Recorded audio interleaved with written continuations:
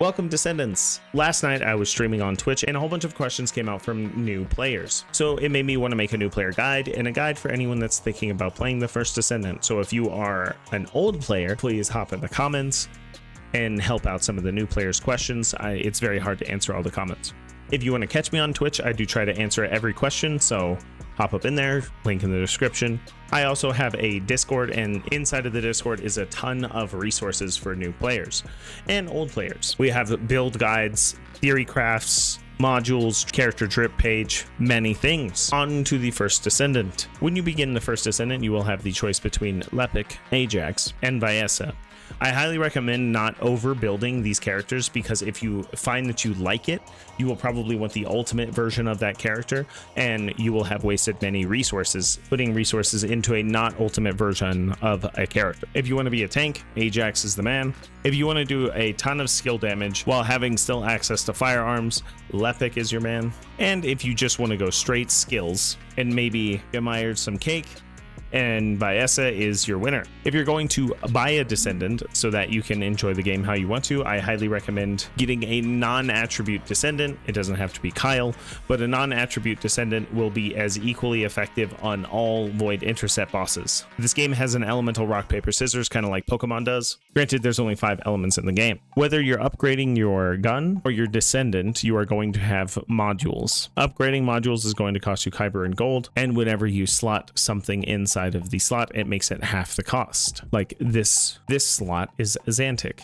If I put Fusion Specialist inside of a Xantic slot, it would cost half. Once you start the game, you will be in normal mode with normal Void Intercept bosses, and your world difficulty will be in normal. I highly suggest just speed running through normal mode, but watch the movie scenes, because once you get to hard mode, you automatically get level 100 items, and everything you had before was just bad. The only thing you can upgrade in this game is your weapons. If you get a level 50 weapon, you can upgrade it to level 100. So you'll be throwing away all of your not level 100 reactors and not level 100 external components. Your external components will determine your character's base stats, which feed into here, and they get multiplied on the modules. A note on defense.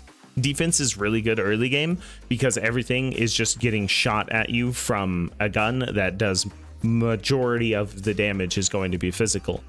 Late game in Void Intercept bosses, when that's the majority of the content, you are going to be taking a lot of elemental damage. So you will see a shift somewhere in hard mode. The elemental scales way more differently in hard mode. If you are a health Descendant or if you are a shield Descendant, basically determines what you should put into. There's a ton of guides and tips and tricks out there, so use all of the resources at your disposal. I go over how the game works in a lot of videos. You can poke around my channel, and there's a ton of spreadsheets to automatically build your character. There's this button up here, Access Info. In this Access Info page, this is where you're going to look for all of your farming needs. If you are trying to farm an Enduring Legacy because the internet won't shut up about it, go into the search tab and search Enduring, and then find out the 4 pieces that you need. This one drops the legendary polymer Syncytium. A note on farming amorphous materials. Always farm the lowest drop rate of the thing you're looking for first. Don't start with the highest drop rate just because you want the parts now. You're going to have to wait for all of the parts anyway. If you farm the lowest drop rates first, you're going to end up walking away with a lot less crap in your inventory. Like, for instance, I have 13 Lepic Stabilizer Blueprints. What am I going to do with 13 Lepic Stabilizer Blueprints? I don't know. I have plenty of guides out there for all of the things that I've done as far as calculating DPS and calculating weapons. I'll be remaking a lot of content, sort of, for the new season to come. In my Twitch, I answer questions, I go over testing, and I farm, because I need to farm in this game. So if you're interested in that, check out my Twitch. Ask any amount of questions about being a new player or anything inside of the comments, and I'll try to get to it. Thanks for watching. Thanks for the returning viewers. Y'all have fun out there. And remember, enjoy your game, because that's what it's for. Peace out.